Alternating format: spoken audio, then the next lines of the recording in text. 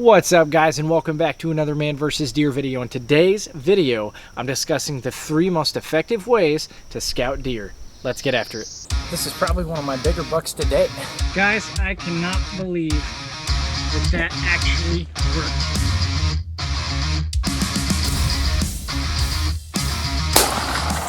Looks like a double long shot. It was hot, really hot.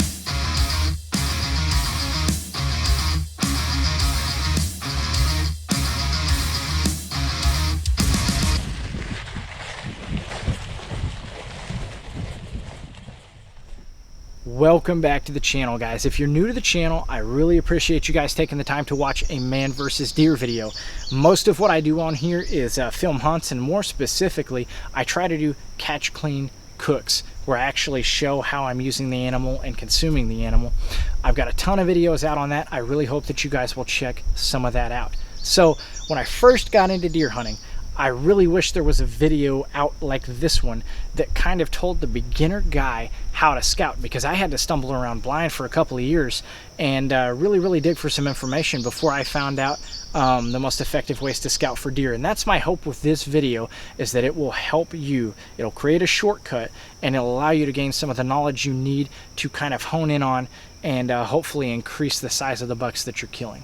With that being said, let's jump into the main part of the video, which is the best 3 ways to scout for deer.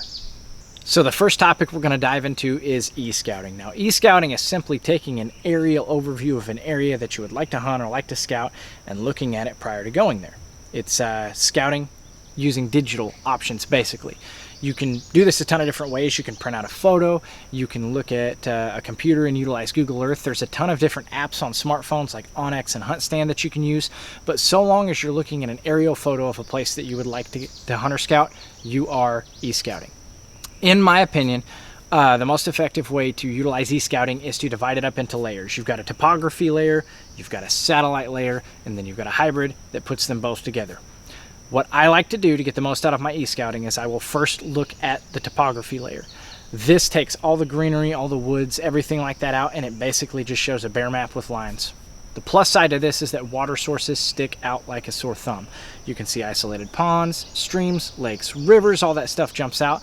And then once you know how to read a topographical map, all of those features like ridges and fingers and saddles start to stick out as well. So if you don't know how to read a topo map, make sure you check out my video on that.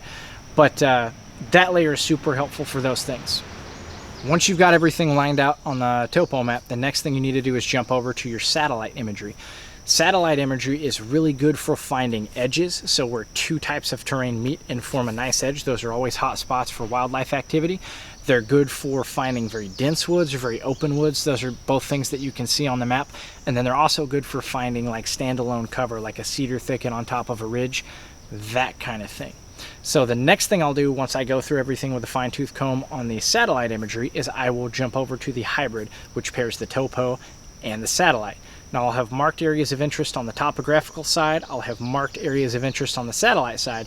When I put those 2 maps together, if I have any of those 2 points that are in close proximity to each other, that is an area that I want to focus my scouting. And that's a really good, easy, effective way to utilize e-scouting for your benefit. The next question is, when is the best time to e-scout? And the answer to that is there's really never a bad time.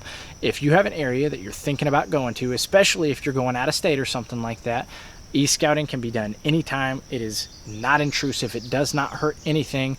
I actually never ever stop e-scouting. I'm always doing some form of it at least once a week. So that is e-scouting in a nutshell. We're going to move on to boots on the ground. So the next topic we'll talk about is boots on the ground. This is exactly what it sounds like. It is walking through an area and looking for deer sign or looking for places to hunt. My number 1 tip for boots on the ground is to utilize e-scouting and integrate it into it. So e-scout an area before you ever set foot on it. Then you have specific points you can walk to, so you're not just blindly walking everywhere and maybe muddying more water than you should and scaring off more deer than you should, and either confirming yes, that was a good area, or marking it off because no, it was not. As far as when to use boots on the ground, there are 2 thoughts I have on this. One is right after the season ends.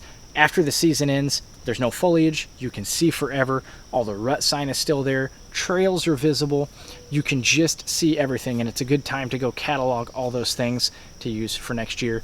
And it is very minimally intrusive.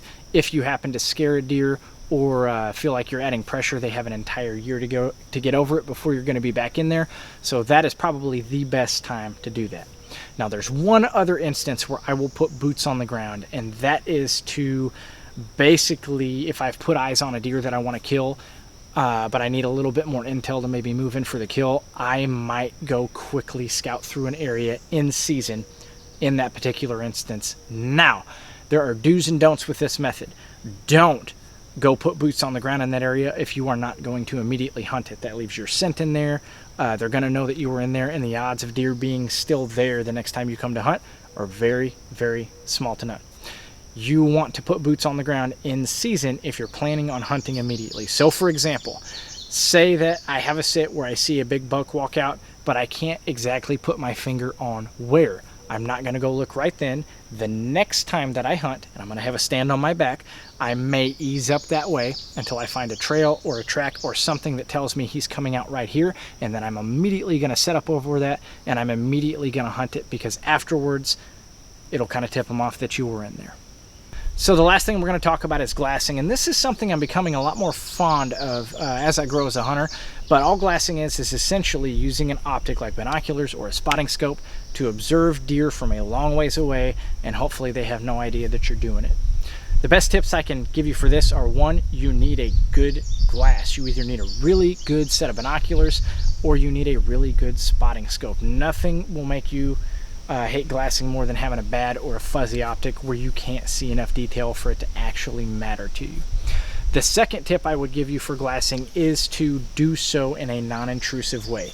If you're glassing from an area where deer are going to see or smell, or worst case scenario both, you are doing more harm than good, and you probably shouldn't be doing that. Biggest tip I have for glassing is make sure that you're far enough away that they either, one, don't care, two, can't see you, and three, can't smell you.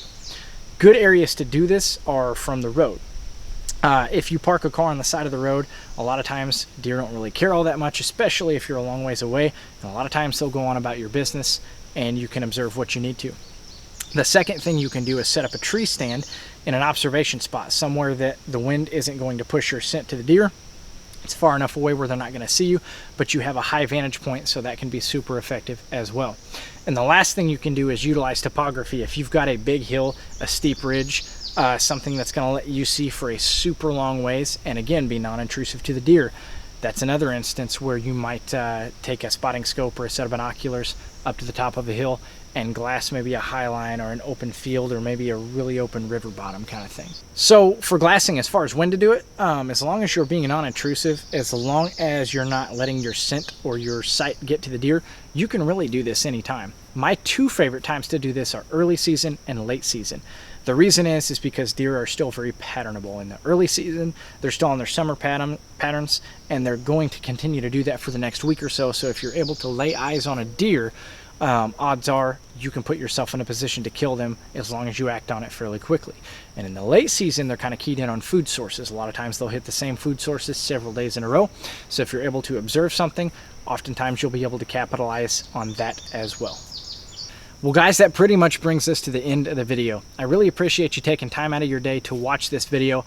I hope that you'll consider subscribing.